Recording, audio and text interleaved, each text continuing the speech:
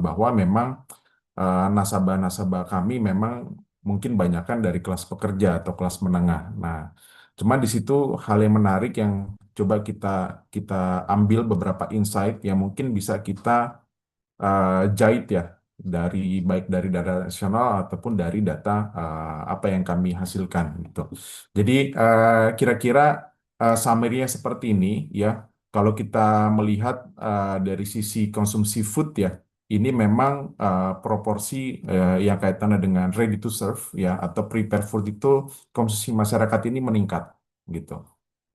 Jadi memang di tengah kita kita ada beberapa indikator yang menyatakan bahwa memang daya beli itu menurun gitu. Nah, tapi di sini memang daya beli yang mana itu yang jadi kita akan coba lihat lebih lanjut gitu. Apakah memang yang kelas bawah, kelas menengah atau kelas atas gitu. Sementara ini across kelas pengeluaran ya, ini konsumsi yang non food ya, ini masih tetap tinggi ya, terutama kalau kita kaitkan dengan durable goods dan juga lifestyle ya. Khususnya ya khusus yang terjadi bahkan sampai dengan akhir tahun lalu ini pengeluaran masyarakat untuk handphone ya atau kita dalam tanda kutip kita bilangnya smartphone ya, karena memang banyak seperti itu, ini meningkat cukup signifikan ya di tahun 2025 gitu. Nanti kita akan coba lihat tapi di data kami juga terlihat demikian gitu. Nah, ini yang menarik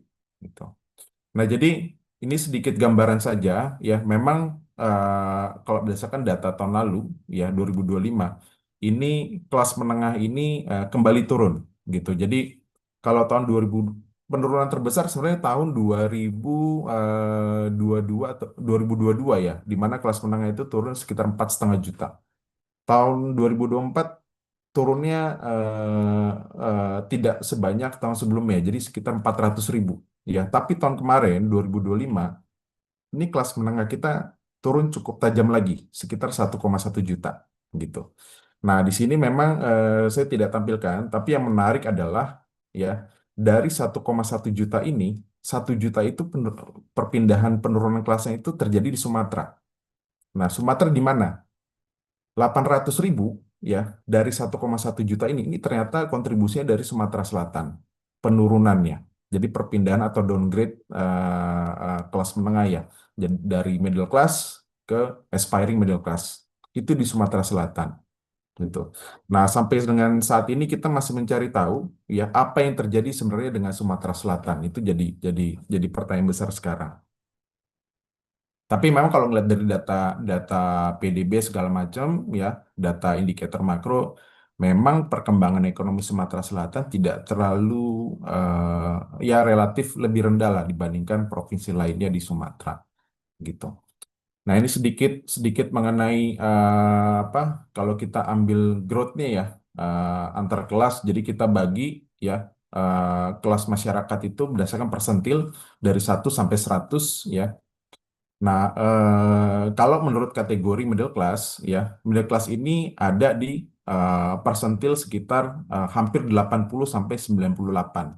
Ya, ini yang growth-nya ini jauh lebih rendah dibandingkan dengan yang bawah, kelas bawah, ya, dari 0 sampai 80 atau yang paling atas sekalian, gitu. Ini yang kita sebut middle class ini seperti tertinggal gitu. Ya, atau kalau bahasa kerennya di ekonomi ada semacam ya indikator K-shape itu cukup jelas terjadi gitu. Jadi kalau misalkan kita lihat growth incidence curve ya, kita coba bagi ya apa yang terjadi di pra pandemi, pasca pandemi, kita coba bandingkan ya growth incidence curve ini penyebutan lainnya elephant curve gitu. Karena kalau kita lihat periode normal 2012-2019 ini mirip apa siluetnya gajah gitu, yang warna biru gitu. Di mana memang harusnya normalnya yang kelompok tengah ini growth-nya bisa lebih tinggi dibandingkan dengan kelompok yang bawah ataupun yang atas, ya. Tapi yang terjadi ya di pasca pandemi ya dalam hal ini 2022 sampai 2025 kita lihat ini justru yang growth-nya tinggi ya ini either di kelompok bawah ya, di poor sampai vulnerable ini yang garisnya kuning ya, Bapak Ibu semua ya, ataupun yang upper class kalian gitu.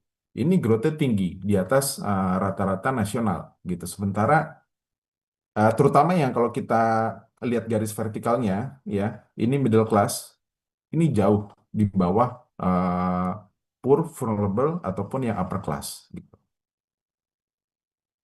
Nah, ini kita coba bagi-bagi lagi. Tadi yang sedikit saya sudah sebutkan, ya. Kalau secara nasional memang kalau kita lihat konsumsi makanan ya, memang kontribusi ready to serve atau prepare food, ya, itu sempat berkurang ya di tahun lalu gitu. Nah, di tahun 2024 maksud saya. Nah, tapi di tahun 2025 ini kontribusi makanan jadi atau prepare food ini meningkat kembali gitu. Nah, sementara konsumsi masyarakat cenderung ya untuk produk nabati, buah-buahan dan sayuran ini juga meningkat cukup tinggi gitu dibandingkan dengan tahun lalu gitu. Sementara kalau kita lihat kontribusi lainnya, kalau yang menurun tentu saja udah pasti rokok ya. Rokok karena memang ada kenaikan cukai ya.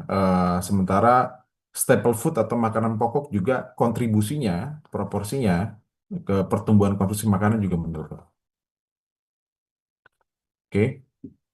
Nah, kalau kita lihat untuk kalau tadi yang food ya, kalau ini yang konsumsi non food ya, yang menarik memang kalau kita lihat ini ada beberapa hal ya yang mau kita coba coba lihat ya.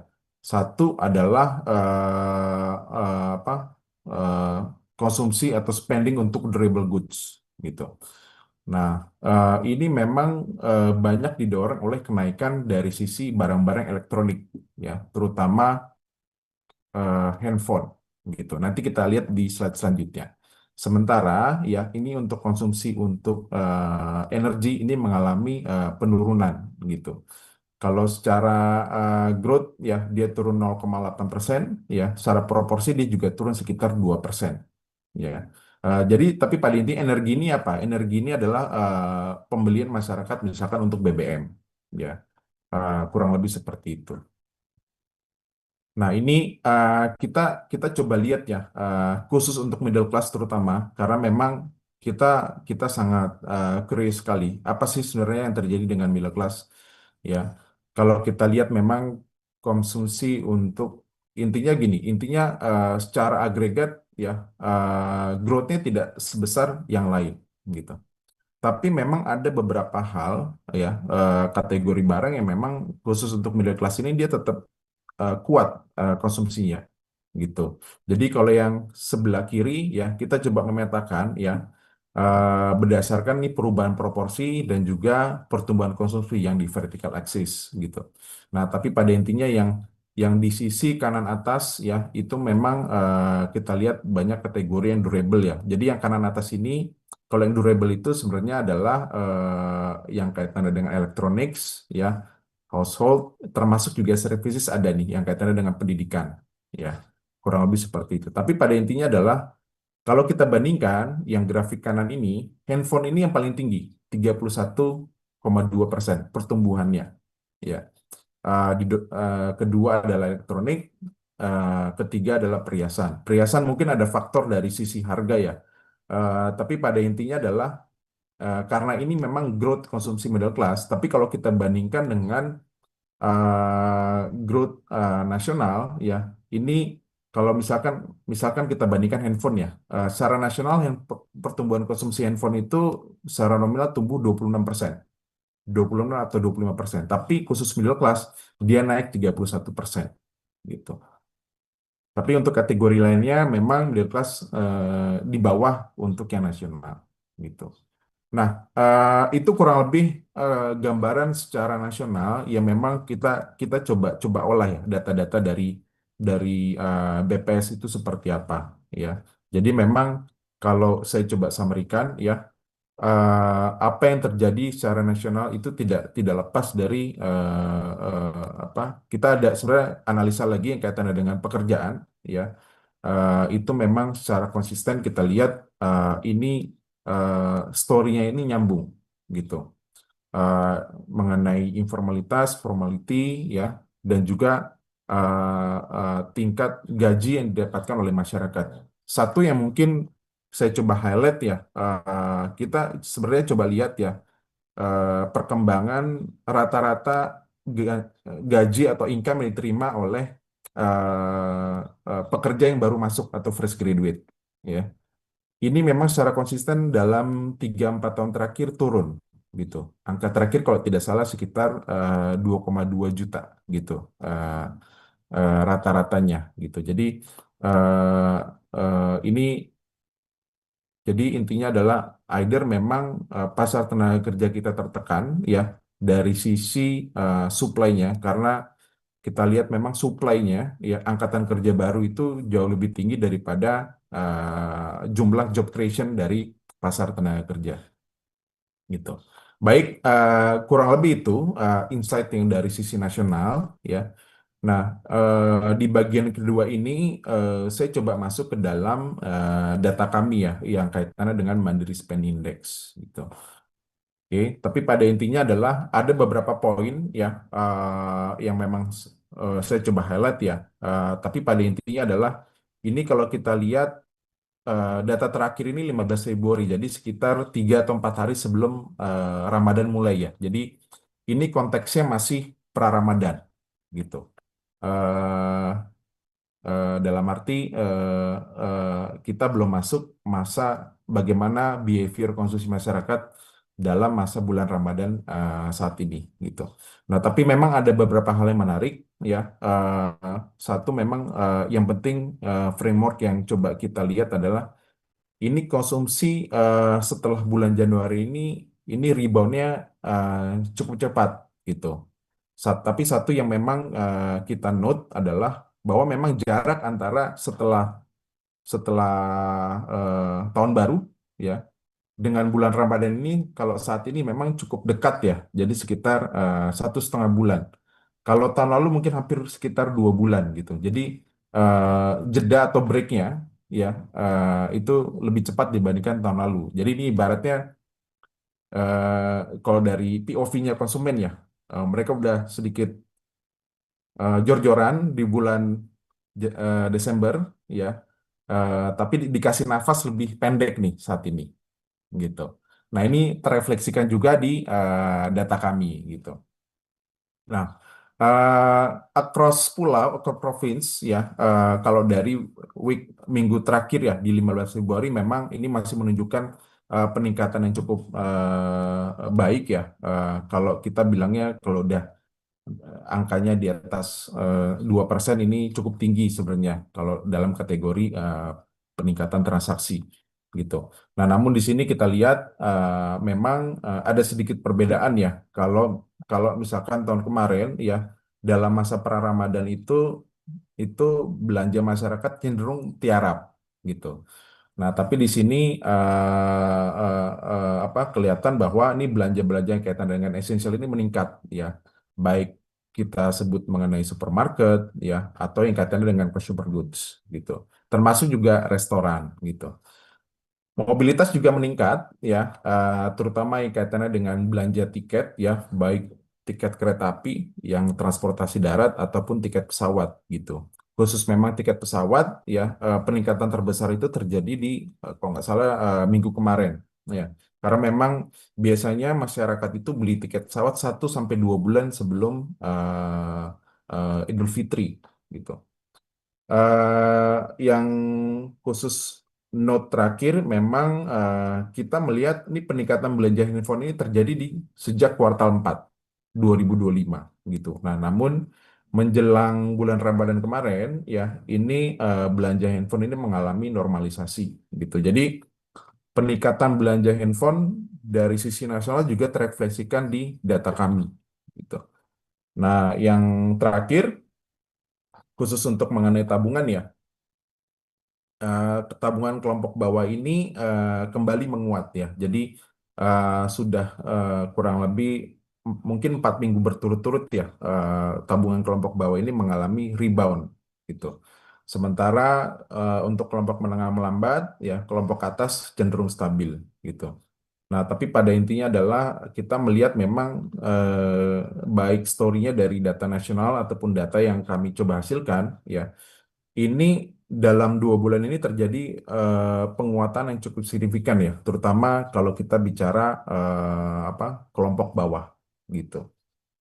Saya juga coba melihat apa hasil dari survei IKK-nya BI ya, terutama saya coba lihat untuk yang apa kelas pengeluaran misalkan yang di bawah 3 juta gitu. Itu cukup optimis ya dari mulai indeks apa penghasilan, ketersediaan tenaga kerja ya. Saya rasa memang dampak dari program pemerintah mulai berasa ya. Dalam arti kalau kita melihat ini ada berapa SPPG yang sudah berjalan itu sudah cukup banyak ya, lebih dari 22.000 ya. Mungkin nanti KPMD juga itu bisa bisa berdampak positif ya.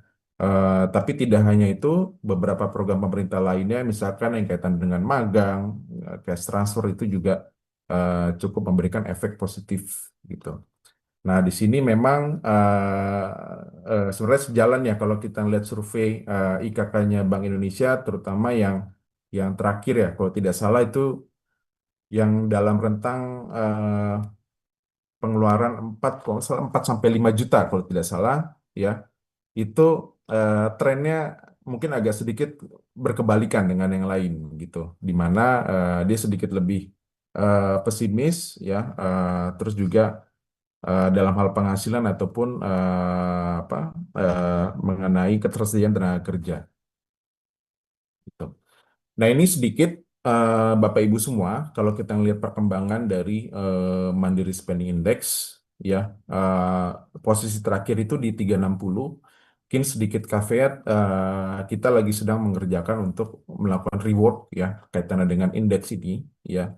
Eh, karena memang ini ada beberapa faktor yang coba kita normalize di indeks ini. Tapi pada intinya adalah kita coba lihat terutama kalau kita bandingkan perkembangan atau trajektorinya ya di masa pra-Ramadan, jadi periode Nataru ya sampai dengan Ramadan di tahun lalu dan juga di tahun ini gitu. Jadi kita bisa lihat memang kalau tahun lalu itu pergerakannya setelah intinya begini, kalau kita lihat perkembangan konsumsi masyarakat itu ada tiga seasonal event ya yang memang selalu berulang ya di di di konsumsi masyarakat Indonesia ya. Satu adalah sudah pasti di bulan Ramadan, kedua di periode libur sekolah, dan ketiga adalah di periode Natal dan Tahun Baru. Gitu. Jadi tiga event ini selalu kita highlight gitu. Apa yang terjadi dan kira-kira apakah ada perbedaan gitu. Nah, di sini memang kalau kita lihat biasanya memang setelah Nataru itu konsumsi masyarakat itu turun ya. Dia turun terus mengalami perlambatan ya. Setelah itu mungkin sekitar 1 atau 2 minggu sebelum Ramadan itu mulai meningkat ya. Nah, khusus memang untuk tahun lalu, dia periode melandainya cukup panjang, ya. Ini mungkin hampir sekitar 1,5 bulan, bahkan sampai masuk minggu kedua bulan Ramadan, gitu. Tapi memang yang perlu dinot adalah apa yang terjadi tahun lalu itu tidak lepas dari faktor dari kebijakan pemerintah juga ya, yang melakukan efisiensi, gitu. Nah, di sini memang kalau kita lihat yang paling mengalami dampak dari kebijakan efisiensi kalau tahun lalu ya itu memang terutama dari sektor services ya, transportasi, hotel, restoran gitu. Itu terdampak sekali, khususnya untuk beberapa daerah pariwisata gitu. Jadi tahun lalu itu kita sebutnya di masa bulan Ramadan adalah save now, splurge later. Jadi seolah-olah konsumen itu dia menahan konsumsi, tapi mulai minggu ketiga Ramadan ya di tengah-tengah sini ya dia meningkat cepat sekali gitu. Nah, apa yang terjadi dengan tahun ini? Ini mungkin agak sedikit perbedaan. Dia seperti biasa, dia turun cepat ya sampai dengan minggu ke-3 Januari ya. Tapi reboundnya juga cepat, bahkan rebound itu terjadi sudah mulai dari minggu keempat atau minggu kedua di minggu ketiga di bulan Januari. Jadi cukup cukup apa? cukup panjang rentangnya gitu sebelum para Ramadan gitu. Nah, kita coba lihat ya, antar wilayah sebenarnya polanya hampir sama gitu. Cuman memang apa yang coba kita note adalah peningkatan rebound ini paling besar ini terjadi di daerah-daerah di luar Pulau Jawa, ya seperti Maluku, Papua, Sumatera, dan Sulawesi gitu. Jadi kita lihat rebound yang terjadi ya sebenarnya ini kalau kita lihat yang paling kanan ya, ini kita coba berdasarkan data baseline-nya adalah week di 15 Februari ya. Jadi kalau misalkan week -1 itu mungkin tanggal 7 Februari, -2 ini kira-kira tanggal 31 Januari ya. Jadi dari sini kelihatan ya, dari mulai pertengahan Januari itu pertumbuhan negatifnya itu sudah jauh berkurang gitu. Nah, kalau kita misalkan lihat ya per kategori barang ya, di sini memang kelihatan ya kalau misalkan kita coba bandingkan dengan tahun lalu ya, tahun lalu itu memang cukup cukup spesifik ya, di mana yang kaitannya belanja yang kaitannya dengan sport, hobi, entertainment itu cukup atau leisure itu cukup meningkat ya di tahun lalu gitu. Nah, di sini ya ini sepertinya konsumen itu lebih rasional ya. Jadi narasi mengenai rasionalitas spending konsumen itu sebenarnya kita lihat sudah terjadi di dari sejak kuartal 4 2025 ya atau sekitar 3-4 bulan yang lalu di mana di sini kita lihat ya belanja-belanja yang kaitannya dengan kebutuhan esensial ya consumer goods ya consumer goods itu ada supermarket, education, mobilitas ini seperti menjadi prioritas gitu. Nah, kelihatan juga ya kalau kita lihat dari pertumbuhan mingguannya juga ini cukup tinggi ya di antara tiga kategori barang tersebut gitu. Nah, di sini ya kalau kita lihat untuk yang elektronik mungkin kita bisa sebut sebagai second tier. Ya, dia masih tumbuh negatif walaupun tidak sebesar 2 atau 3 minggu yang lalu gitu. Dalam rentang pertengahan Januari sampai akhir Januari. Oke. Nah, ini kita masuk ke dalam kelompok consumer goods ya. Consumer goods ini ada tiga ya, yaitu fashion ya, restoran dan juga supermarket gitu. Jadi kalau untuk memang yang kaitannya dengan daily needs ya, daily needs atau kebutuhan untuk belanja bulanan, rumah tangga itu memang kita asosiasikan dengan belanja supermarket gitu.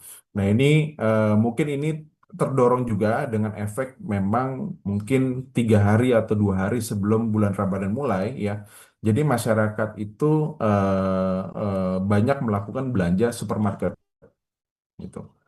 Termasuk juga restoran. Sementara untuk fashion dia sudah mulai tumbuh positif. Jadi di sini kelihatan untuk kaitan dengan fashion dia uh, reboundnya agak delay dengan kategori barang lainnya.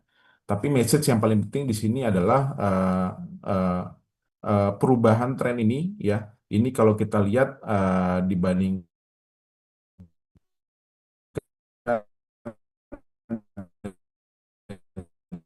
dengan tahun lalu ya, terutama yang kayak ada peningkatan ya.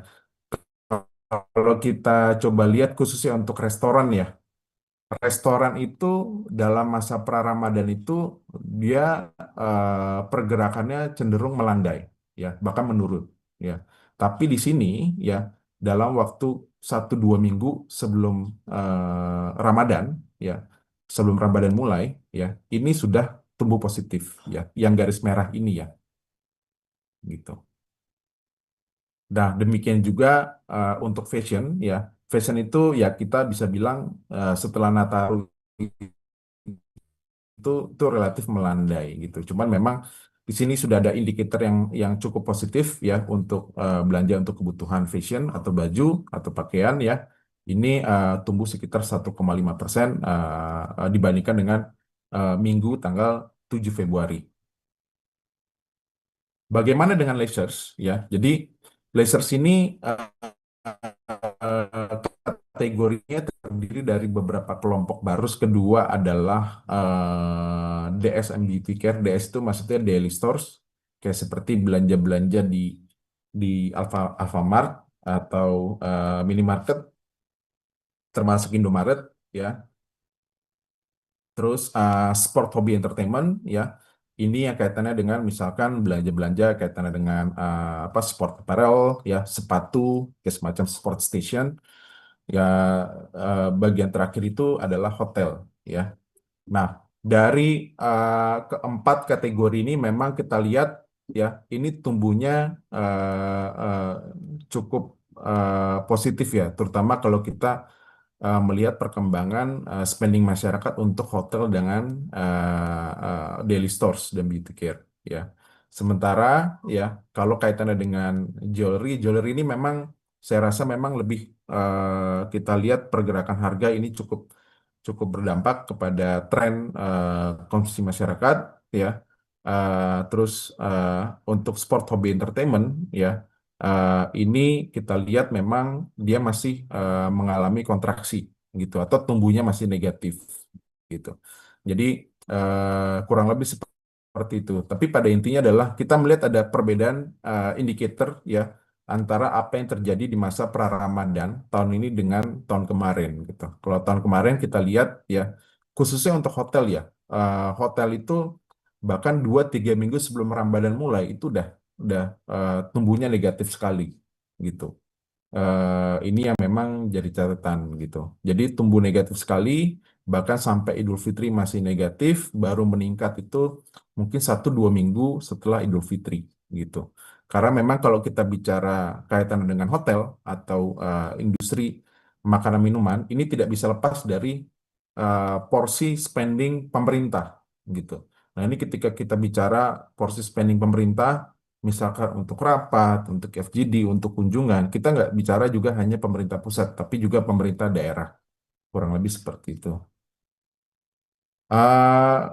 Khusus untuk kelompok terakhir, ya, mobility, ya, di sini kita lihat, ya, pola-polanya seperti apa, ya. Tapi memang yang jadi catatan adalah di sini kita lihat yang kaitannya dengan jadi ini transportasi transportasi ini yang warna ungu ini memang porsi terbesarnya sekitar 85 sampai 87% itu dikontribusikan oleh penjualan tiket kereta api. Ya, sementara ada yang kaitan dengan tiket ferry, ASDP, segala macam, ya. Airline sudah pasti tiket pesawat, ya. Otomotif ini yang kaitannya dengan services, perbaikan, spare part. Gasolin ini pembelian BBM, ya. Jadi mungkin sedikit gambaran mengenai kalau pembelian dia melakukan perjalanan dengan kendaraan pribadi, gitu, baik mobil ataupun motor. Nah, di sini memang kita lihat eh, perbedaan-perbedaannya yang memang kita perlu lihat lebih detail, ya. Ini memang penjualan atau spending untuk transport atau transportasi darat, kereta api, ini cukup tinggi, ya. Naiknya dalam 3 minggu terakhir ini masih naik kencang, bahkan meningkat terakselerasi, ya. Eh, Mungkin ini sejalan juga, ya, untuk penjualan tiket mudik, ya. Untuk airline, ya, titik tertinggi kenaikannya itu 2 minggu kemarin, ya. Itu kenaikannya mungkin ini juga low base juga dibandingkan dengan minggu sebelumnya, ya, di kira-kira pertengahan bulan Januari. Jadi ini minggu ketiga Januari itu meningkat menjadi 24,6%, ya. Ini sejalan, ya. Oke, kemarin kan diumumkan juga untuk periode diskon tiket pesawat, diskon tiket kereta dan segala macam, ya. Selebihnya memang kita lihat untuk gasolin ini belum belum terjadi kenaikan yang signifikan, ya. Tapi memang biasanya, ya, karena ini kaitannya dengan kendaraan pribadi, ini kenaikannya ini justru apa akan terjadi tinggi itu menjelang Idul Fitri, ya. Ini sesuai dengan kalau misalkan libur cuti bersama itu sudah mulai meningkat, ya. Yang terakhir memang ini juga yang kaitan dengan proporsi ya, proporsi belanja masyarakat tadi yang sudah saya coba jelaskan ya antar segmen ya. Tapi pada intinya adalah ini kelihatan sekali ya kalau kita lihat yang biru ya. Yang biru ini mungkin hampir sepanjang semester kedua 2025 ya sampai dengan bulan Januari ini porsinya sedikit mengecil ya dari biasanya mungkin di atas 20% untuk belanja supermarket ya atau belanja kebutuhan sehari-hari itu mungkin dalam rentang antara 15 sampai 17% di kuartal 4 sampai dengan Januari kemarin ya. Tapi di minggu terakhir bulan Februari ini sejalan juga dengan switching mungkin atau perubahan prioritasi spending masyarakat ya untuk kebutuhan sehari-hari atau belanja pra Ramadan ini meningkat eh, cukup cukup baik ya menjadi lebih dari 17% gitu. Demikian juga untuk belanja restoran ya sekitar 19% ya.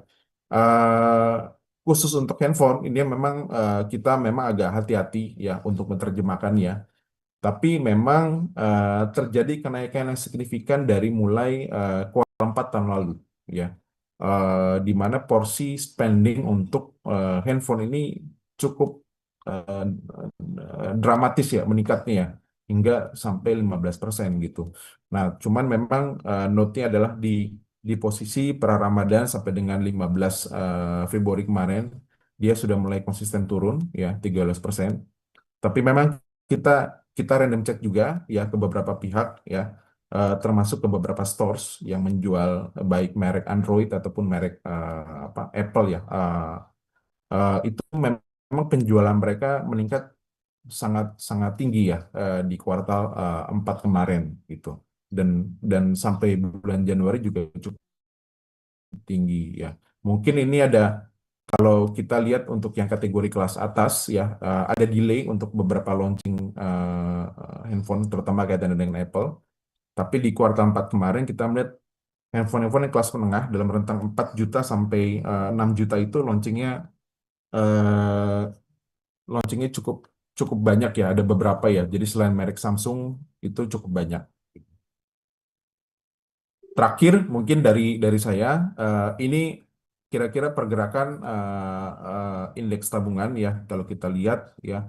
Jadi pada intinya memang yang kita coba highlight ini sepanjang 2025 kemarin ini daya beli terutama kalau kita kaitkan dengan level tabungan yang dimiliki oleh kelompok bawah ini terus tertekan gitu baru mulai rebound lagi itu mungkin sekitar sebenarnya bulan bulan Desember itu sempat ada beberapa rebound ya tapi kita lihat secara konsisten sepanjang Januari sampai Februari tanggal 15 ini masih meningkat ya. Jadi ada pembalikan arah kita lihat gitu. Nah, di sini memang kita coba mengasosiasikan dengan memang trajektori dari realisasi program pemerintah gitu. Dari mulai untuk yang pada waktu itu kan di kuartal 4 itu dilakukan cash transfer ya. Itu hampir kita hitung hampir setengah dari rumah tangga Indonesia mendapatkan cash transfer gitu. Terus ada program magang ya. Terus yang terakhir ini kita lihat trajektori realisasi dari SPPG ini juga cukup baik ya dalam hal menyerap tenaga kerja ya ataupun juga dalam hal berkontribusi terhadap penghasilan rumah tangga gitu. Jadi kita coba coba lihat data-datanya yang sudah beroperasi mungkin sekitar 22.000 di akhir Januari kemarin itu sudah pastikan ada 3 pekerja formal yang digaji ya plus mungkin satu SPPG itu kita coba melakukan cek ke beberapa SPPG itu jumlah pekerjanya itu antara 28 sampai 37 orang satu SPPG jadi ini cukup baik sebenarnya ya kurang lebih seperti itu.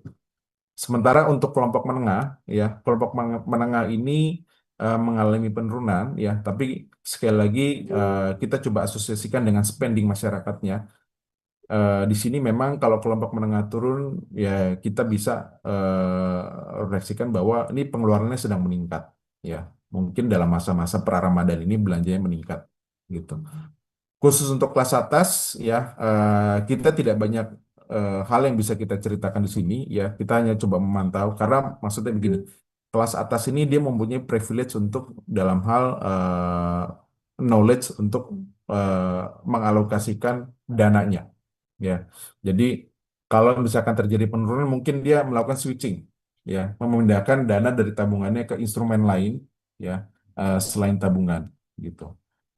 Kurang lebih seperti itu ya. Tapi pada intinya apa yang mau saya ceritakan ya ke depan kalau kita lihat dari arah program pemerintah dan juga traksi dari realisasi realisasi kebijakan ya, kita lihat memang kuartal satu ini kalau kami memang cukup optimis ya mengenai kinerja pengeluaran rumah tangga karena katalis positif banyak ya, baik dari efek seasonality ya, yaitu Ramadan.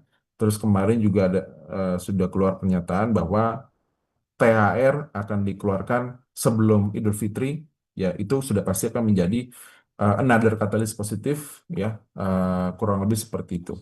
Nah, mungkin yang jadi pertanyaan adalah apa yang akan terjadi ya dari mulai kuartal kedua sampai kuartal 4 di tahun ini. Nah, itu yang sebenarnya kita masih harus melihat ini kinerja konsumsi apa yang terjadi sampai dengan bulan Maret. Ya, kurang lebih saya coba stop sampai di sini ya, biar nanti kita akan coba diskusi. Tapi kurang lebih itu yang coba saya jelaskan. Mudah-mudahan bisa memberikan manfaat untuk Bapak Ibu semua. Terima kasih. Ya, terima kasih Pak Andre. Kalau tadi secara umum, kalau kita lihat dari paparan Pak Andre bahwa nah, prospek dari konsumsi terutama di triwulan satu itu masih optimis ya Pak ya, karena banyak sekali dari dukungan dari implementasi program pemerintah, kemudian ada beberapa diskon terkait dengan untuk mendukung daya beli, kemudian juga tadi terkait dengan banyak sekali adanya event-event seasonal yang terjadi di triwulan satu. Tapi mungkin untuk kedepannya mungkin triwulan 2 dan triwulan 3 dan triwulan 4 masih perlu kita khusus apakah peningkatan yang terjadi di triwulan satu ini akan berlanjut di triwulan selanjutnya. Mungkin untuk selanjutnya Pak Andre mungkin izin mungkin mau melakukan konfirmasi-konfirmasi Pak Andre dan juga mungkin teman-teman mau melakukan sedikit diskusi. Mungkin dari saya sebenarnya dari paparan Pak Andre itu sebenarnya seperti memperkuat argumen kami ketika kami beberapa kali di rapat Dewan Gubernur ketika inti itu naik karena emas itu kan banyak sekali berpendapat apakah ini karena demand ataukah karena harga. Tapi kalau kita lihat dari IHK itu kan sebenarnya dicatat itu kan emas perhiasan ya Pak Andre ya. Kemudian kalau kita lihat sebenarnya mengkonfirmasi bahwa porsi dari permintaan apa itu transaksi untuk pembelian emas tadi kalau dilihat dari Mandiri Spending Index itu sebenarnya mengalami penurunan seperti itu. Jadi kalau kemarin itu naik itu bukan karena demand tetapi mungkin lebih karena harga seperti itu supply. Itu mungkin itu sedikit memperkuat dari argumen kami sebelumnya.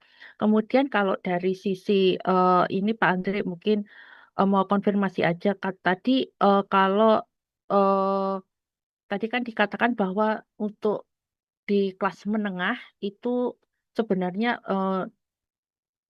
konsumsi terbesarnya malah lebih kepada ini ya tadi kalau di breakdown ininya malah ke handphone dan sebagainya gitu ya Pak Andre. Itu apakah karena mungkin eh, lebih karena mungkin mengikuti tren atau lebih karena mungkin pada waktu itu ada mungkin ditunjang oleh beberapa mungkin adanya insentif-insentif dari pemerintah atau sebagainya. Mungkin itu konfirmasi itu aja Pak Andre. Terima kasih.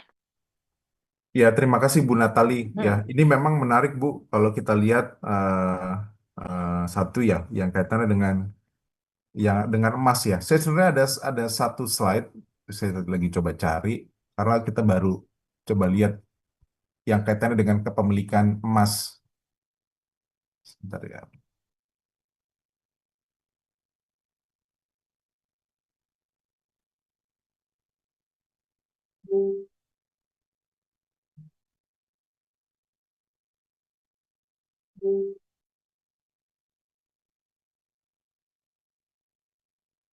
Iya, cuman ini datanya kita coba coba ambil dari eh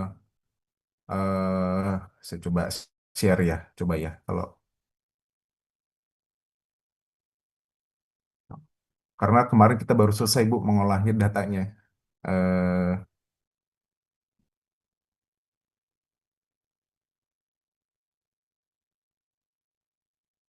Kelihatan nggak ya Bu?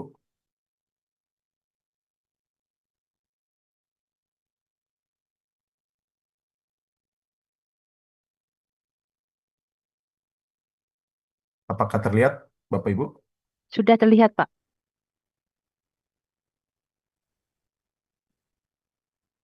Iya. Nah, ini eh tapi ini again, ini kita coba bandingkan antara ini kepemilikan emas di rumah tangga Indonesia, ya. Tapi kita bandingkan dengan apa dengan tahun 2019 ya. Memang kalau kita coba lihat nih ya, ini khusus untuk middle class ya. Kita kita coba lihat ini memang ada kenaikan yang cukup tinggi ya. Terus tapi again ini rentang waktunya sekitar 6 tahun ya, di mana mungkin mungkin sekitar mungkin 50-an rumah tangga kelas menengah itu memiliki emas gitu. Nah, ini naiknya sekitar 10% kalau dibandingkan dengan sebentar.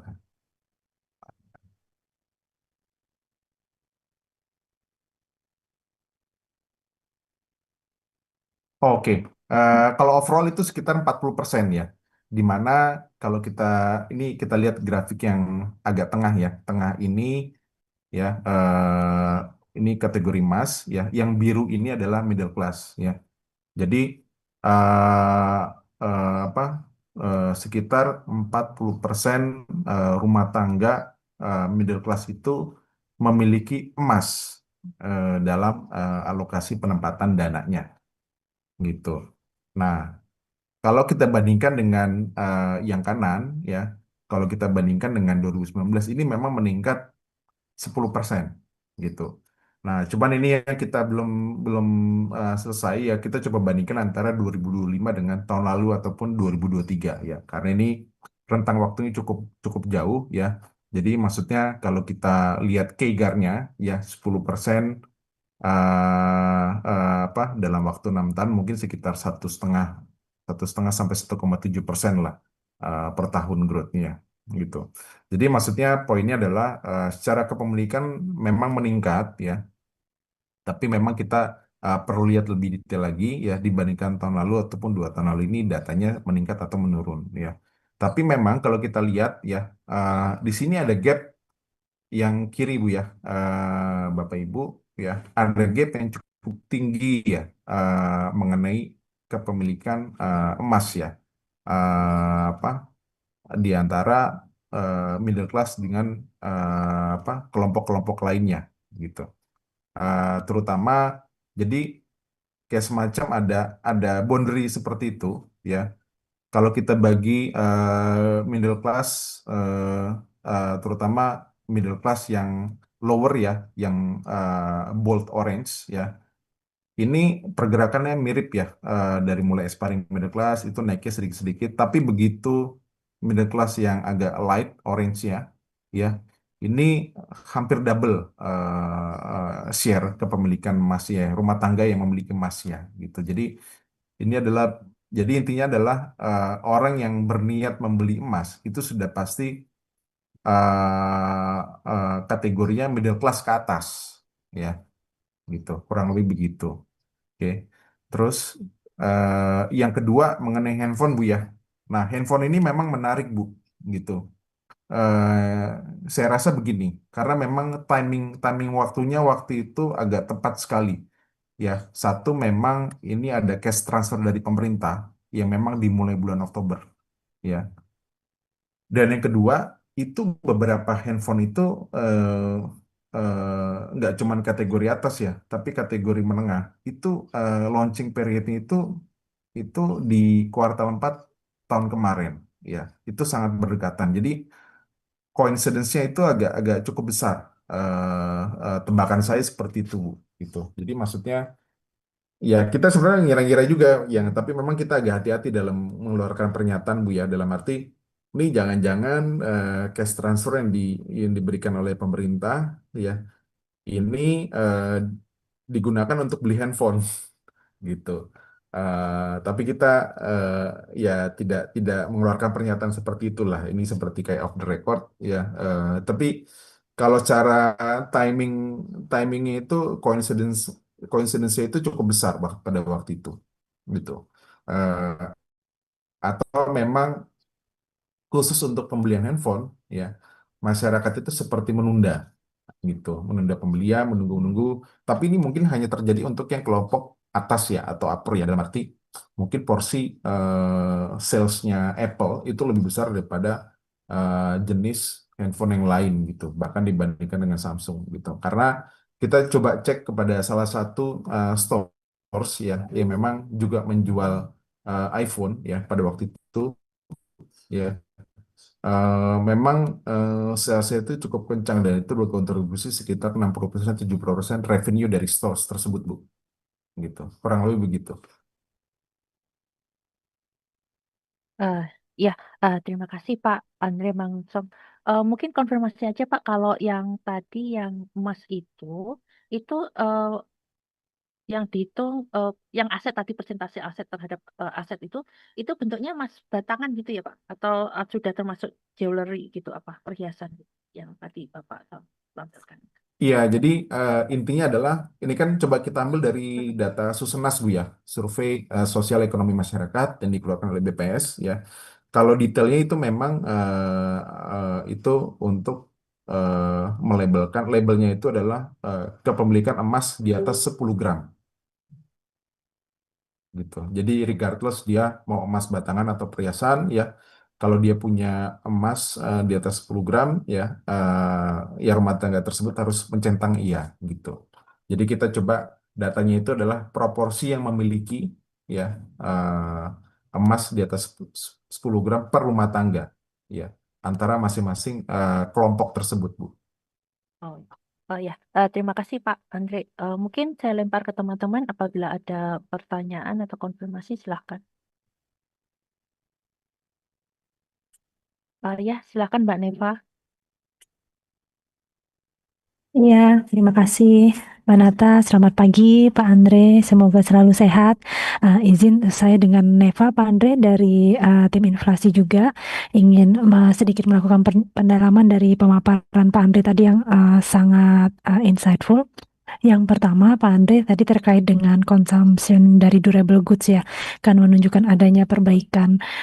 Sementara jika kita melihat data di 2025 kemarin, itu kan sempat tuh ada periode di mana optimisme terhadap kondisi perekonomian itu sempat turun ya Pak.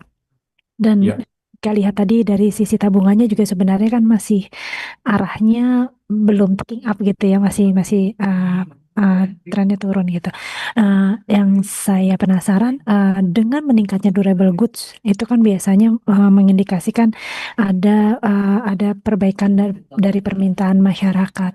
Nah, dengan kondisi tabungan seperti itu dan ada sense of optimisme yang sedikit less optimis gitu ya di tahun lalu, ini pembiayaannya apakah disupport oleh yang sifatnya kredit atau pay later atau seperti apa? Mungkin jika Pak Andre ada informasi terkait hal tersebut. Lalu yang kedua, saya ingin sedikit mengeksplor Pak terkait dengan konsumsi di 2026 sendiri. Noted bahwa di triwulan 1 itu akan tinggi dan jika lihat trennya di awal Februari ini kan kelihatannya ticking up-nya akan lebih baik jika dibandingkan dengan tahun lalu. Namun dengan kondisi pertama jarak antara Nataru dengan Lebaran yang dekat, lalu kemudian ada masa jeda yang cukup panjang gitu ya antara HBKN yang utama-utama di tahun ini dengan HBKN berikutnya yaitu Nataru. Apakah fuelnya gitu ya, bensinnya yang dimiliki oleh masyarakat itu akan mampu apa ya, kalau survive mungkin terlalu terlalu berat ya kata-kata, akan mampu untuk tetap menjaga konsumsi itu relatively lebih baik gitu jika dibandingkan dengan tahun lalu. Tentunya dengan mempertimbangkan tadi kondisi dari sisi tabungan dan juga mungkin prospek untuk penghasilan dan ketenaga kerjaan ke depan. Mungkin itu dari saya, Pak. Terima kasih sebelumnya. Terima kasih Bu Neva ya. Untuk yang maaf Bu, tadi saya mau tanya HBKN itu apa ya? Oh, Hari Besar Besar keagamaan, Pak. Oh, Keagamaan Hari Besar. Nasional. Oh ya. Iya. Keagamaan nasional.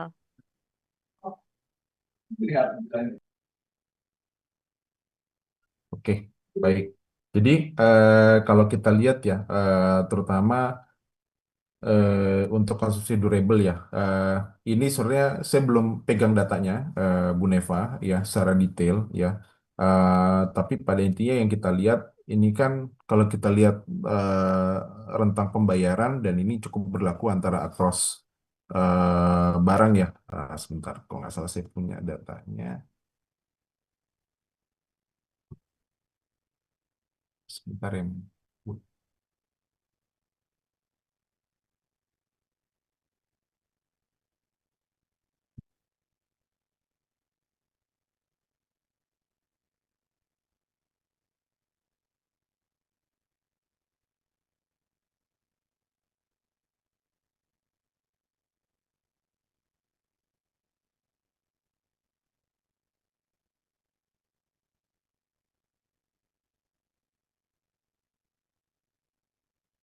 Iya, oke, baik.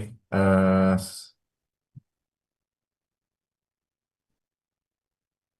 Iya, jadi pada intinya Bu Neva, ini kan kalau kita lihat eh, eh, pembentuk MSI ini kan sebenarnya kan dari transaksi pembayaran ya. Eh, jadi ada dari debit, kredit, ataupun kris gitu. Nah, ini memang kalau kita lihat pembentuk durables ini kan ada macam-macam. Ya, satu ada yang kaitannya dengan electronics, ada yang kaitannya dengan belanja household, ya, termasuk juga handphone. Ya, nah ini agak beda-beda memang. Kalau kita lihat handphone, ya, ini surprisingly kalau di data kami ini sekitar 90% pembayarannya dilakukan melalui kris. Ya. Jadi porsi dari kartu debit atau kartu kredit itu sangat minimum, mungkin sekitar 10%. Kartu kredit hanya 2% justru untuk belanja handphone gitu. Jadi saya mungkin bisa pastikan bahwa orang-orang yang beli handphone di sini itu bukan kategori yang menengah ke atas ya.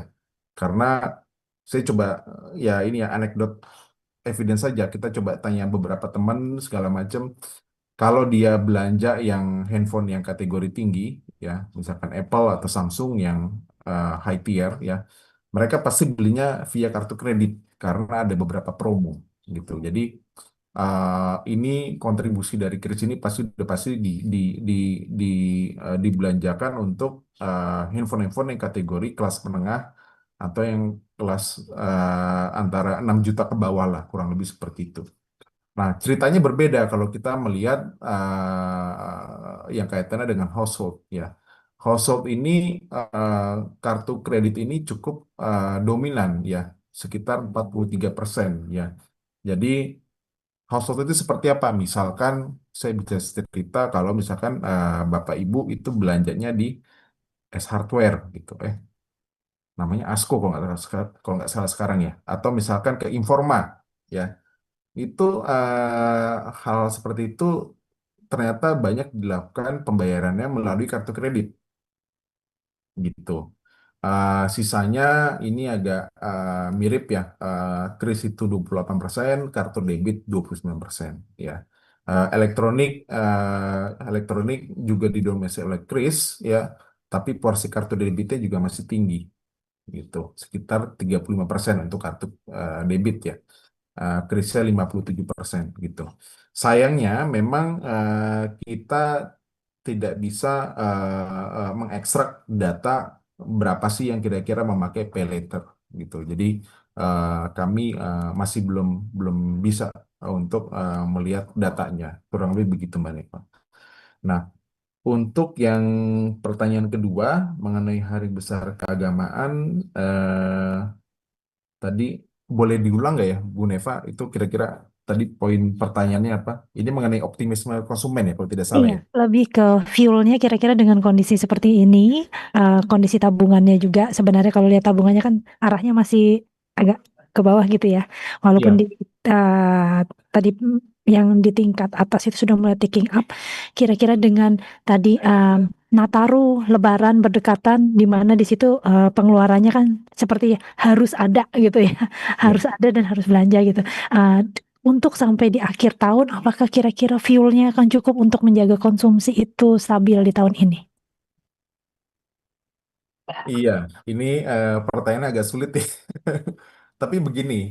Jadi apa yang kita alami tahun lalu itu cukup jelas sebenarnya, menggambarkan sebenarnya apa yang harus dilakukan seperti itu. Jadi ketika kita melihat pemerintah mengumumkan efisiensi, ya, realisasi belanja itu turun, ya, itu ekonomi itu agak tiarap ya, spending masyarakat juga tiarap. Kita tidak hanya bicara mengenai tourism sektor pada waktu itu atau yang kaitannya dengan hotel ya. Tapi itu ternyata efeknya cukup panjang, baik ke misalkan restoran, catering ya, ataupun jasa perjalanan, transport ya.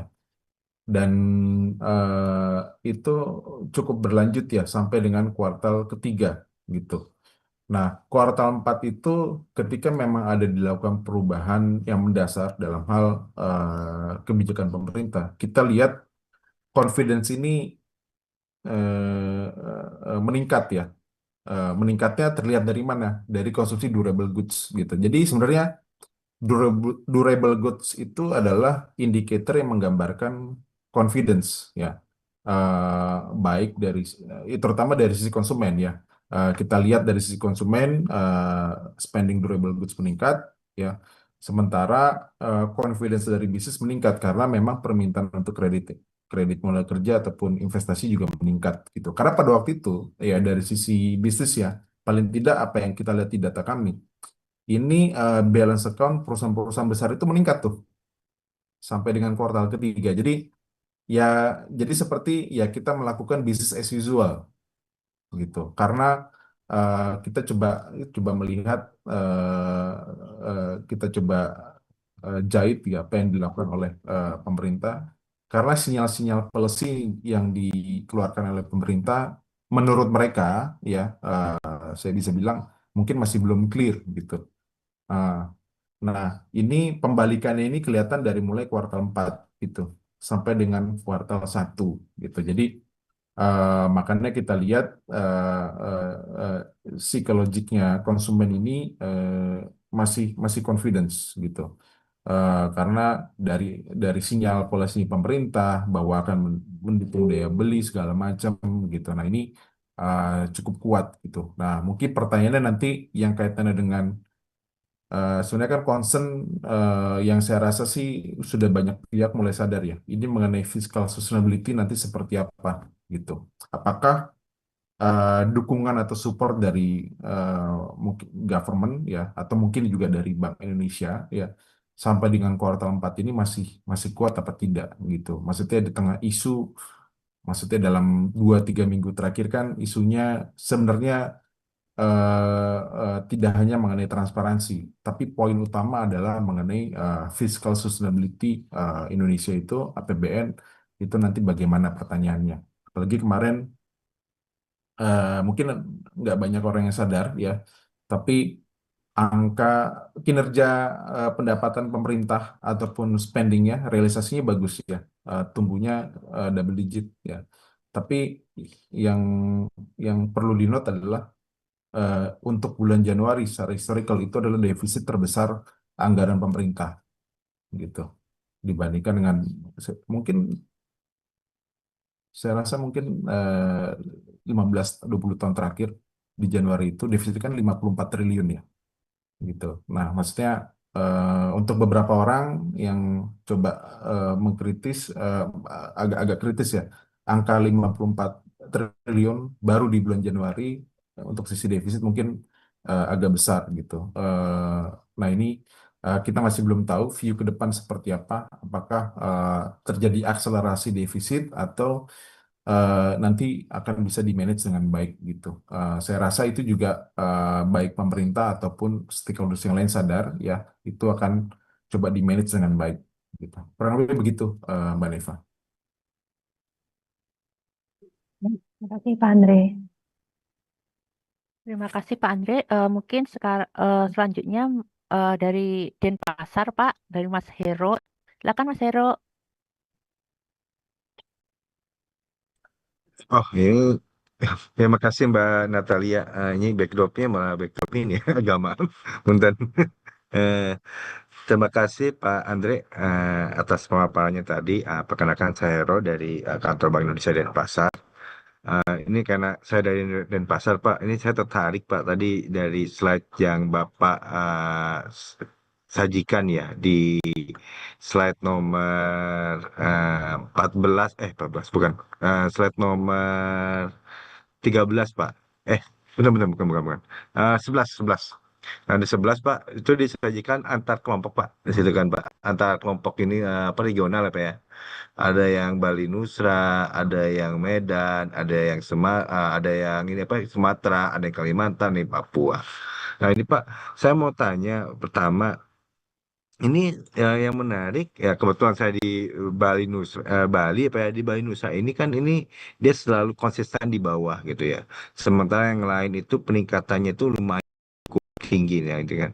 Ada bahkan ada saling kejar mengejar nih antara biru dan merah di sini ya. Nah, kalau yang di hitamnya sendiri ini yang Bali Nusa itu kayak konsisten di bawah. Nah, menurut tanggapan dari Bang Mandiri sendiri, ini bagaimana Pak fenomena di Bali Nusa terkait Mandiri Spending Index-nya di sini Pak.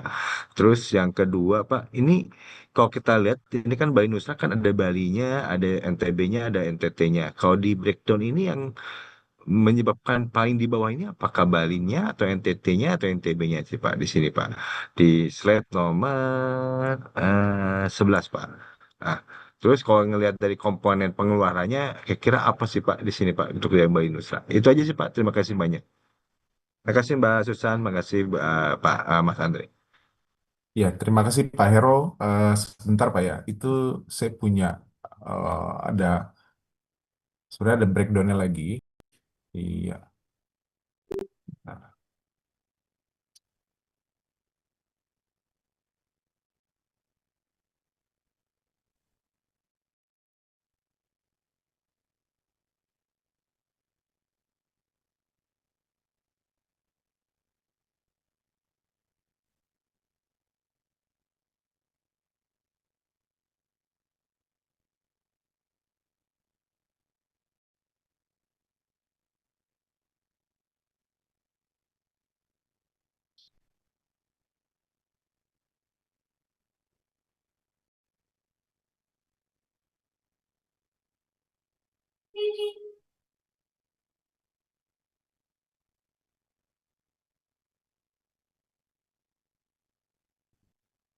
kelihatan ya Pak?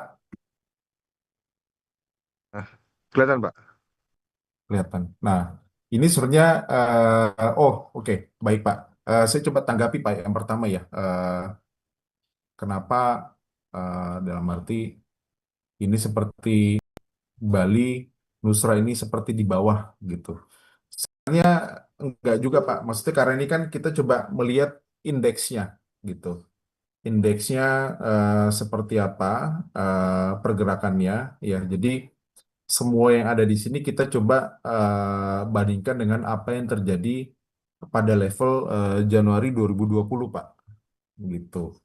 Jadi memang otomatis eh, kalau misalkan dia di bawah ya, ya memang kalau secara indeks dibandingkan dengan tahun dasar, ya kita bilangnya tahun dasar ya, ya eh, ya grafik di Bali memang relatif masih di bawah dibandingkan yang lain Pak, gitu. Tapi bukan berarti menunjukkan kinerja ekonomi saat ini dia masih di bawah karena kalau kita bicara kinerja ekonomi ya otomatis kita melihatnya growth-nya gitu, growth atau kondisi saat ini ya. Memang khusus untuk Bali ya kita lihat driver utama kan memang dari sisi pariwisata seperti itu. Pariwisata dalam arti kalau kita bicara di libur libur anak sekolah ya atau pertengahan tahun, driver utamanya adalah turis domestik ya. Sementara kalau turis internasionalnya itu ya sebenarnya cukup merata ya. Eh, sorry, kalau turis domestik itu lebih di akhir tahun gitu. Kalau turis internasionalnya cukup merata ya, terutama di libur anak sekolah atau di pertengahan tahun gitu. Karena kita melihatnya saat ini porsi kedatangan untuk turis yang dari India ini cukup meningkat pesat dan dia bisa menggantikan turis yang dari China ataupun Jepang. Dan India ini seperti dia tidak punya apa ya waktu yang spesifik dia. Jadi kalau mau datang dia datang aja katanya seperti itu. Nah, saya coba lihat ya untuk per masing-masing provinsi ya. Khusus untuk Bali dan Nusa Tenggara ya kita lihat memang yang lebih kencang peningkatannya itu Nusa Tenggara Barat gitu.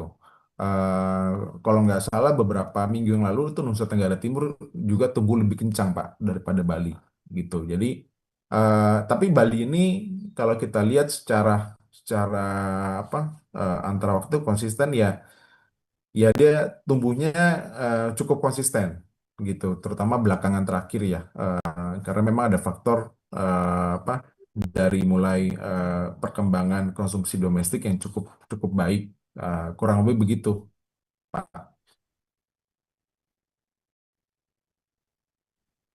Oke, makasih Pak Andri. Kalau dari sisi itunya Pak, komoditinya itu banyak kan di mana Pak? Kalau Bali Nusa itu untuk masalah Oh ya, spendingnya. kalau eh, itu nanti saya coba lihat dulu Pak ya, karena memang saya belum lihat datanya secara detail ya.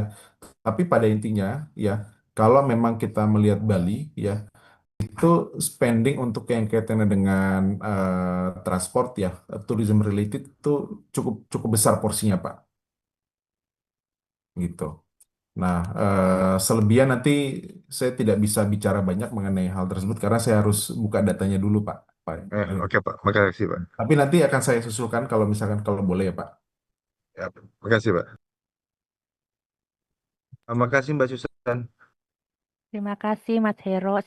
Silakan. Ini ada Mas Hayat Pak dari Medan. Monggo Mas Hayat.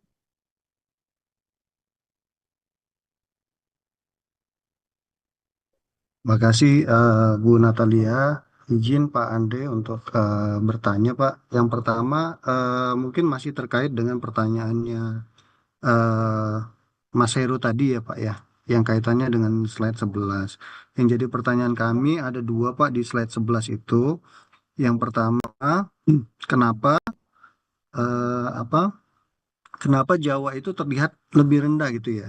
Jadi dia misalnya kalau kita lihat di situ eh, nomor dua kalau kalau nggak salah saya tadi dari bawah gitu ya. Kemudian Bali Nusa yang paling bawah tadi yang pertanyaan Mas Heru.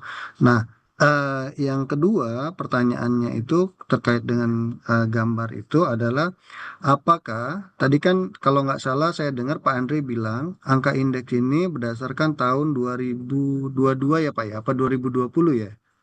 Nah, 2020 Pak. 2020 ya Pak ya. Ya, Berarti kalau Januari 2020. Berarti kalau boleh disimpulkan, dengan angka indeksnya sampai ratusan tadi kalau saya nggak salah ya, ada yang sampai 700 apa kalau nggak salah, Iya, untuk artinya, Kalimantan Pak. iya untuk Kalimantan 700-an berapa gitu ya. Artinya apakah, kalau kita bandingkan dengan 2020, artinya apakah dari tahun dasarnya 2020 itu berarti, kalau spending ini kan rupiah ya Pak Andre ya, Betul. data aslinya ya.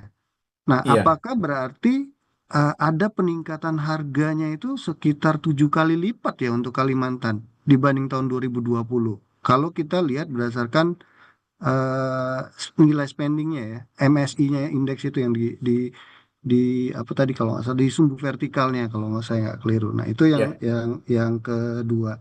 Yang ketiga kalau boleh lanjut ke yang slide yang tadi slide berapa ya saya lupa yang ada Kak, dibilang kalau makanan jadi itu meningkat sekarang.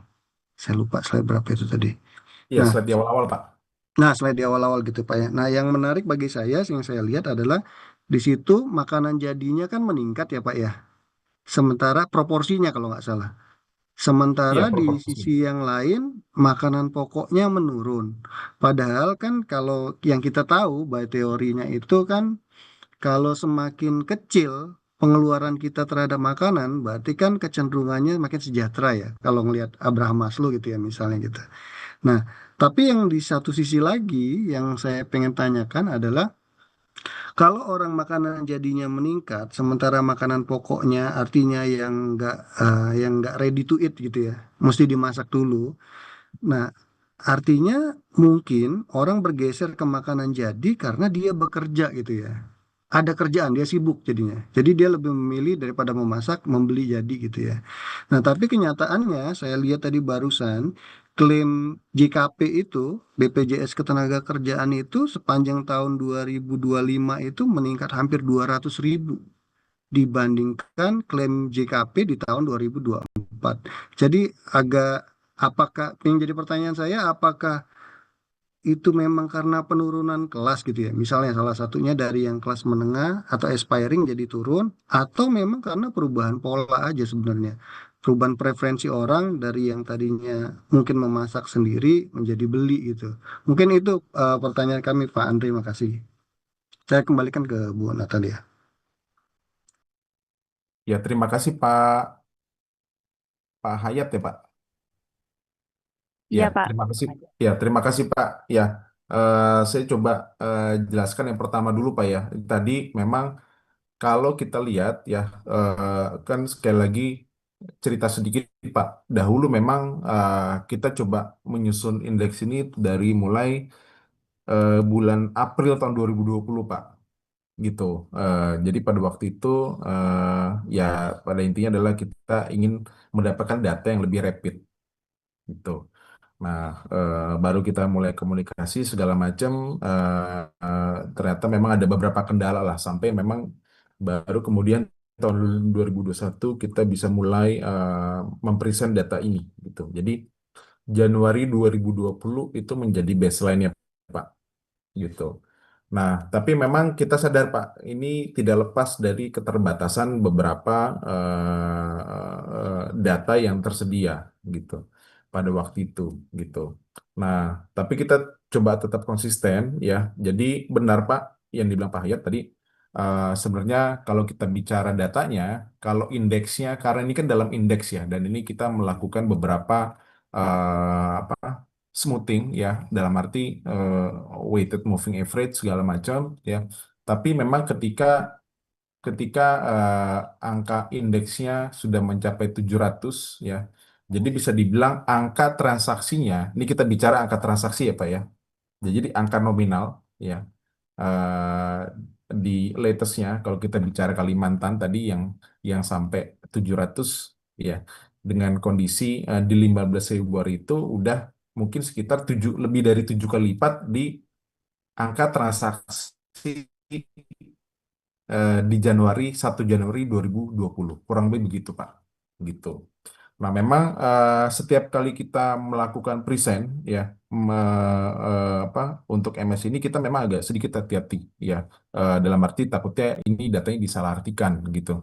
Tapi pada intinya adalah MS ini sebenarnya untuk membantu kita melihat arah ya, apa yang terjadi di minggu lalu, apa yang terjadi di bulan lalu, ya, apa yang terjadi di mungkin 3 bulan lalu. Gitu. Sama untuk melihat beberapa granularity ya dari beberapa tipe spending Pak, gitu. Jadi memang untuk mengartikan secara agregat ya, dalam arti secara segmentasi, misalkan per pulau atau segala macam. Jadi itu kita coba kalau secara internal kita coba bandingkan dengan data-data lainnya Pak, untuk memberikan interpretasi yang benar, gitu. Jadi kayak misalkan tadi Pak Pak Heru ya, dari Bali ya, kenapa Bali di bawah gitu? Atau misalkan kenapa Kalimantan ini tumbuhnya pesat sekali seperti itu. Ini maksudnya kita sadar ya, mungkin ada beberapa efek base data yang memang kaitannya dengan misalkan akuisisi Bank Mandiri di Kalimantan itu cukup kencang gitu, atau akuisisi di Bali tidak tidak secepat di pulau lain. Jadi kurang lebih begitu Pak, gitu. Tapi pada intinya yang selalu kita lihat adalah trajectory gitu. Trajectory itu antara waktu ya, antara ada pola sustainability ya, atau misalkan dampak dari efek kebijakan pemerintah atau kebijakan moneter di beberapa daerah atau beberapa segmentasi masyarakat itu seperti apa. Kurang lebih begitu Pak Hayat gitu. Nah, yang kedua ya, eh, kita bicara mengenai maaf Pak, tadi yang kedua itu Yang kedua masih kaitannya dengan yang ini Pak, yang di slide 11 ya itu ya. oh Jadi ya. kenapa dia misalnya kayak tadi Bali, Sumatera itu berada di bawah gitu ya. Sama dengan pertanyaannya Mas Hero tadi kalau nggak salah. Kurang lebih mirip itu ya Pak ya. Iya, iya, Jadi apakah oke. apakah yang tadi kembali lagi ke pertanyaan apakah dengan dia rendah berarti dia pertumbuhan tadi kalau kata Bapak transaksinya gitu ya. P kali Q-nya kan. Yang Betul, indeks Mandiri spending itu kan berarti harga dikali kuantitinya. Which is kita nggak tahu Q-nya itu apakah kalau diinflasikan Q-nya dibikin sama dengan tahun dasarnya gitu ya. betul, P-nya yang diliatin bergerak gitu ya. Jadi, nah makanya makanya kalau saya nih sekilas tadi ngelihatnya berarti ada kemungkinan pertumbuhan harga di Kalimantan itu jauh lebih pesat dibanding daerah lainnya. Pertumbuhan harga itu quote unquote inflasi itu kan ya. Tapi ya kembali lagi tadi yang seperti penjelasan Pak Andri, ada kemungkinan juga karena faktor ekspansi usaha mandirinya gitu ya. Bisa jadi juga sih. ya Itu Pak. betul Pak. Ya, tapi memang benar Pak gitu karena kita juga punya data. Kita nggak cuman mengenai data totalnya ya, karena itu yang coba kita sajikan ya. Tapi kita punya beberapa data lagi yang kaitan dengan frekuensi dan juga volume gitu. Jadi ya kita melakukan beberapa analisa yang lebih kita sedikit modifikasi untuk melihat ini efek harga atau efek volumenya gitu. Kurang lebih begitu Pak gitu. Memang kalau yang kaitannya dengan terutama ini ya Pak, kita bicara apa Sulawesi ya, Maluku ya, Maluku Utara, Kalimantan itu memang efek harganya itu lebih tinggi Pak gitu dibandingkan dengan daerah lain gitu. Pulau Jawa, kalau Pulau Jawa memang secara base dia karena memang sudah cukup besar, jadi untuk meningkatnya itu agak berat gitu. Makanya dibandingkan dengan apa wilayah lain, dia indeksnya ya di tengah-tengah lah di 300-an gitu. Kurang lebih begitu. Nah, yang kedua yang kaitannya dengan prepare food ya Pak. Ini memang kalau kalau alasan pastinya jujur saya kurang tahu Pak. Ya, saya kira ini adalah salah satu consumer trend ya, switching dari misalkan masak di rumah ya, jadi jadi makan di luar gitu. Ya, kita bilangnya prepare food atau ready to serve gitu. Plus memang ada ada apa gelombang untuk beli makanan misalkan melalui via ride hailing gitu, seperti Grab ataupun GoFood ya. Karena memang kalau kita bagi-bagi lagi tadi ya, nah ini tren ini nggak hanya terjadi di kalangan middle class ke atas gitu. Justru yang kalau kita bicara upper class ya, ya mereka memang apa spending untuk ready to serve-nya meningkat tinggi. Tapi lebih spesifik lagi mereka makan di restoran gitu. Nah, kalau misalkan kalau kita lihat yang konsumsi untuk ready to serve itu ternyata peningkatan paling tinggi itu di kategori AMC Pak, aspiring middle class sampai ke middle class gitu. Jadi itu nggak terjadi di kategori middle class ke atas, tapi middle class ke bawah juga ternyata apa perubahannya itu cukup kencang gitu, kurang lebih begitu. Tapi apakah kenapa ini terjadi? Nah, alasan pastinya saya kurang tahu Pak gitu. Tapi yang bisa saya jawab mungkin ini penetrasi dari ride hailing ya itu membantu sekali. Terus kedua, saya rasa juga kita coba tanya beberapa teman ya, ya kalau mau makan mereka kayaknya sekarang masyarakat kalau mau keluar rumah tuh udah agak males gitu untuk belanja. Saya nggak tahu ya apakah ini relate dengan Bapak Ibu semua gitu. Kalau saya jujur tidak, saya masih masih suka belanja, terutama kalau istri saya yang ngajak ya mau nggak mau ikut Pak gitu. Untuk belanja di pasar gitu kan, apa ke supermarket gitu. Tapi untuk beberapa teman saya yang saya tahu, itu memang mereka lebih suka untuk pesan makanan gitu. Jadi maksudnya prepare food ini kalau kita lihat kontribusi terbesarnya kenaikannya itu dari mana? Dari yang makan di tempat ya, dining out, atau yang ride hailing. Nah, sudah pasti yang ride hailing, Pak. Gitu. Makasih Pak Andri. Tadi saya kenapa tanya itu, Pak Andri nyambung dari apa paparan awal Bu Natalia tadi di awal kalau ada apa ya, concern kita takutnya memang ada pelemahan konsumsi itu tadi, konsumsi rumah tangga terutama ya. Karena by teori kan yang kita tahu kalau orang makin banyak konsumsi makanan, artinya kan kesejahteraannya turun. Jadi dia lebih prioritas ke apa buat survival hidupnya gitu ya, bukan beli yang lain. Beda kalau dia durable, durable goods tadi ada disebut elektronik, handphone dan seterusnya gitu ya. Nah, ini yang jadi kekhawatiran karena di sisi lain juga kita tahu yang tadi saya bilang klaim JKP itu dari tahun ke tahun terus meningkat. Itu baru pekerja formalnya kan, yang informalnya kan lebih banyak lagi di Indonesia ini. Nah, itu yang nggak kejadian. Kalau saya pribadi saya ingin cari apakah dengan data yang tadi itu kita bisa menyimpulkan bahwa benar telah terjadi ya dalam tanda petik penurunan daya beli konsumen lah kasarnya gitu ya. Karena lebih mementingkan untuk survival hidupnya, makan itu ya, bukan barang-barang yang lain. Mungkin itu Pak Andre Ya. sedikit. Saya coba tambahkan sedikit ya, Pak. Ini saya coba kasih spill dari data kami ya, Pak ya. Kalau kita bicara untuk yang pemesanan makanan, ya, yang naik pesat itu ini khususnya merchant-merchant makanan yang kita bisa bilang harganya masih rendah, Pak. Gitu. Mungkin saya kasihin mie yang depannya G gitu. Nah, itu salah satunya. Itu itu konsisten kencang tinggi gitu.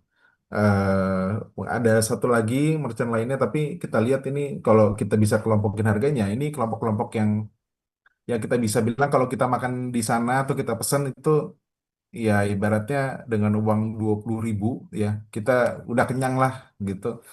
Bisa dapat makanan sama minuman udah gitu. Kurang lebih begitu, Pak Hayat, Bapak Ibu semua. Baik, makasih Pak Andre insight-nya. Saya kembalikan ke Bu Natalia. Makasih. Terima kasih Mas Hayat. Mungkin terakhir Mbak Ratih, silakan Mbak Ratih. Ya, terima kasih Mbak Nata atas kesempatannya. Pak Andre, saya ada dua pertanyaan, tapi sebenarnya mungkin dalam beberapa kesempatan Pak Andre tadi sudah menjawab apa, mungkin sudah terkait dengan penjelasan Pak Andre sebelumnya tadi. Tapi ingin kira-kira penegasan aja Pak. Jadi pertanyaan pertama itu bagaimana Mandiri Institute itu melihat perkembangan lapangan kerja dan penghasilan terkini itu summary gitu. Apakah kita bisa firm mengatakan di TW1 2026 ini sudah recover gitu atau enggak gitu. Jadi lapangan kerja dan penghasilan terkini sama ininya apa namanya indikatornya apa gitu Pak dari Mandiri Institute melihatnya. Yang kedua, dampak program-program pemerintah khususnya MBG dan KDKMP itu apakah sudah mulai mendorong daya beli gitu. Dan kira-kira Bapak bagaimana menganalisanya gitu terkait dengan dampak program pemerintah ini. Mungkin itu aja dua pertanyaan. Makasih banyak Pak Andre. Terima kasih Bu Ratih. Untuk indikator terkini Bu ya mengenai lapangan kerja, s- sejujurnya kita masih belum belum tahu Bu ya, apakah kondisi lapangan pekerjaan itu membaik atau memburuk ya. Karena kita belum lihat datanya secara benar-benar ya. Karena itu sudah terrefleksikan dari data payroll kita Bu gitu. Jadi sebenarnya kelihatan itu yang meningkat, itu yang jumlah payroll perusahaan-perusahaan itu meningkat atau menurun gitu. Cuman memang uh, kalau misalkan ini yang indirectly ya.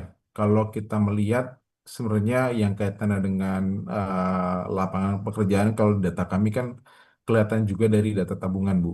Gitu. Eh, Data tabungan untuk yang kelas bawah itu meningkat gitu. Jadi itu sedikit menggambarkan bahwa secara overall ya mungkin ada kemungkinan besar Bu ya, kalau jumlah lapangan kerja itu membaik seperti itu. Nah, tapi itu secara kuantitas Bu, gitu. Secara kualitas seperti apa? Ini yang memang kita masih belum tahu gitu. Tapi kalau secara overall memang 2025 itu ya kita bisa bilang secara kuantitas juga data agregat nasional itu sangat baik ya, pengangguran turun segala macam. Tapi kalau kita bedah lagi Bu, ya. Nah, ini mungkin yang sedikit concern adalah untuk level gaji yang fresh graduate baru masuk ya. Satu, levelnya itu menurun gitu. Terus kedua ya, kalau kita lihat tingkat informality tapi di daerah urban Bu ya, itu meningkat gitu. Sementara kalau di desa ya isunya berbeda. Di desa itu karena memang cenderung ya masyarakat yang golongan muda itu migrasi ke daerah perkotaan. Jadi kalau struktur tenaga kerja di daerah rural atau pedesaan itu lebih cenderung umurnya yang sudah cukup tinggi atau ya kita bisa bilang aja 40 tahun ke atas ya. Jadi isunya nanti mengenai produktivitas ya, produktivitas dan isu keberlanjutan seperti itu.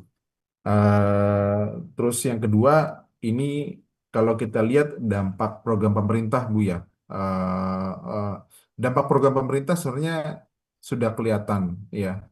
Dalam arti tadi yang sedikit saya coba jelaskan ya mengenai cash transfer ya yang selama bulan Oktober November kemarin itu dilakukan hampir ke sekitar kalau nggak salah 20-an juta rumah tangga. Itu sekitar kita coba itu kemarin itu setengah dari rumah tangga di Indonesia ya mendapatkan cash transfer gitu.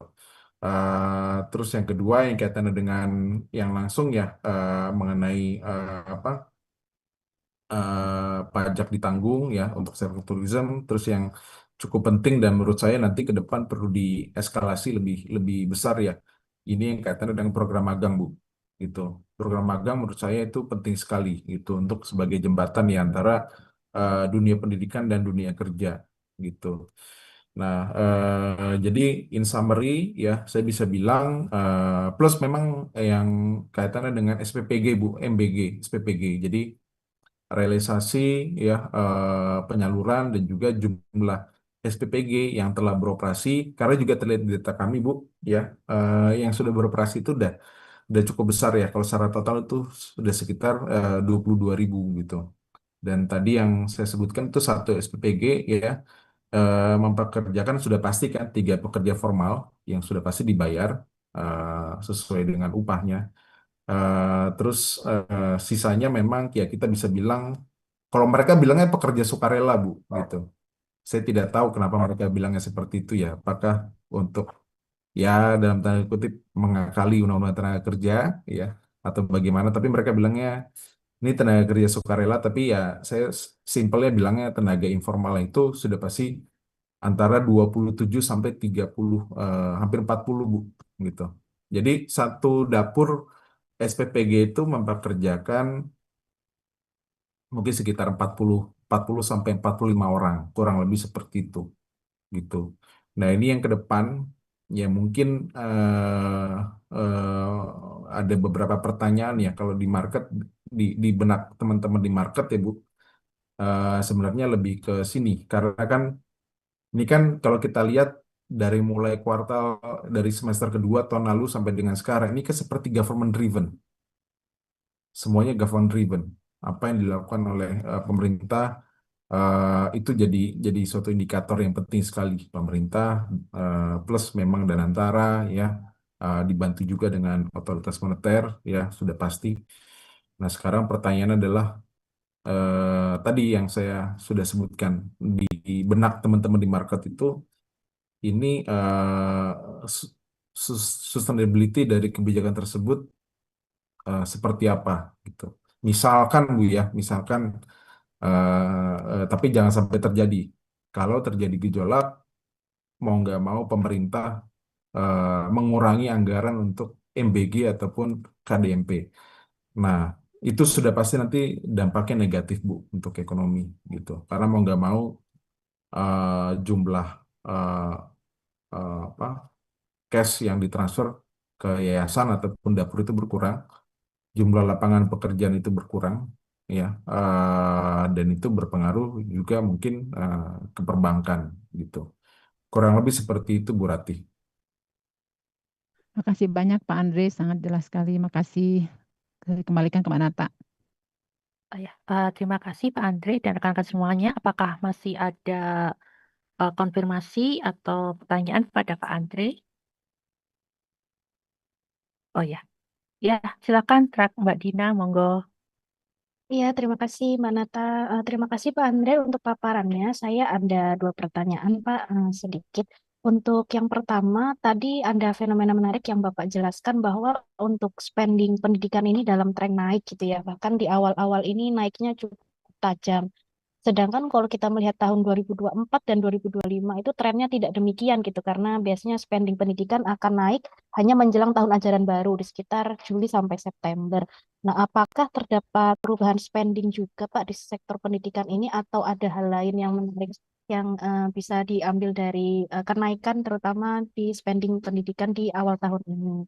Kemudian yang tadi juga sempat disinggung juga untuk tabungan kelas bawah yang naik ini karena mungkin ada indikasi gitu ya Pak, lapangan pekerjaannya naik gitu ya sehingga mungkin ada kenaikan pendapatan. Tapi apakah ada indikasi lain faktor pendorong utamanya itu memang hanya faktor stimulus yang sebenarnya sifatnya temporary gitu ya Pak sehingga ke depan itu tidak sustain gitu. Mungkin mohon pandangan dari Pak Andre. Demikian terima kasih Pak Andre. Terima kasih Bu Dina ya. Untuk yang saya coba coba tanggapi untuk yang pertama ya, yang kaitannya dengan spending pendidikan. Benar Bu, ini ini agak sedikit hal yang di luar kebiasaan ya kalau kita melihat pergerakannya ya. Biasanya kan pendidikan itu meningkat itu sebelum menjelang liburan anak sekolah ya, sampai dengan ada stagingnya sebenarnya. Mei, Juni terutama didorong oleh pendidikan dasar, tapi ketika dari mulai Juni sampai Agustus itu yang kaitannya dengan pendidikan tinggi gitu. Karena itu terkaitan dengan pola-pola pembayaran uang pangkal sama uang gedung lah, kurang lebih seperti itu.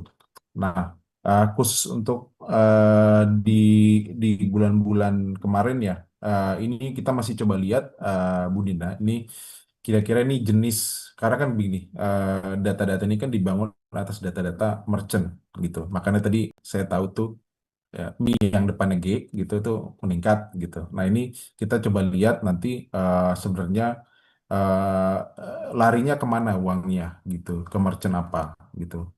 Mungkin sebagai gambaran,